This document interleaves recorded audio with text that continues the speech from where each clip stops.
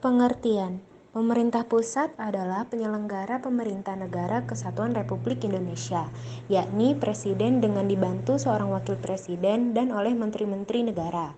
Dengan kata lain, pemerintah pusat adalah pemerintah secara nasional yang berkedudukan di ibu kota negara Republik Indonesia.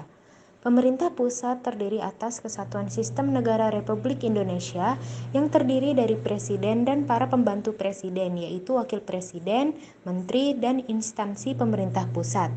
Dalam penyelenggaraan otonomi daerah, kebijakan pengelolaan pemerintah menggunakan prinsip desentralisasi, pengelolaan bersama, dan desentralisasi sesuai dengan peraturan perundang-undangan.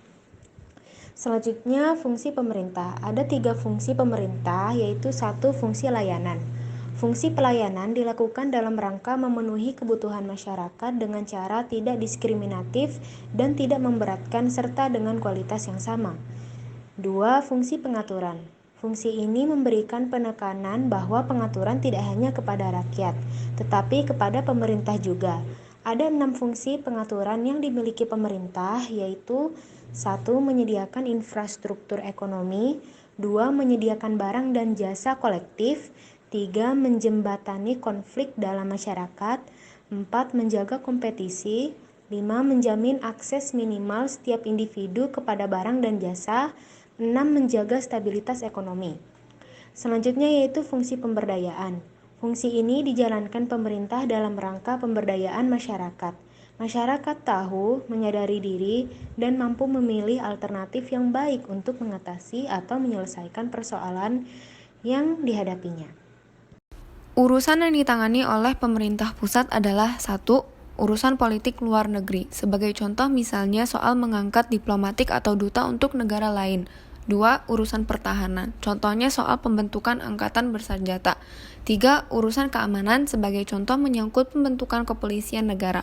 4. Urusan justisi, yakni yang berkaitan dengan penegakan hukum seperti pendirian peradilan.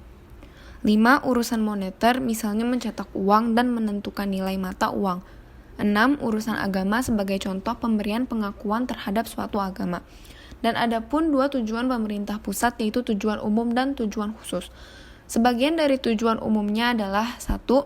Meningkatkan kesejahteraan rakyat. 2. Memperhatikan pemerataan dan keadilan. 3. Menciptakan demokratisasi.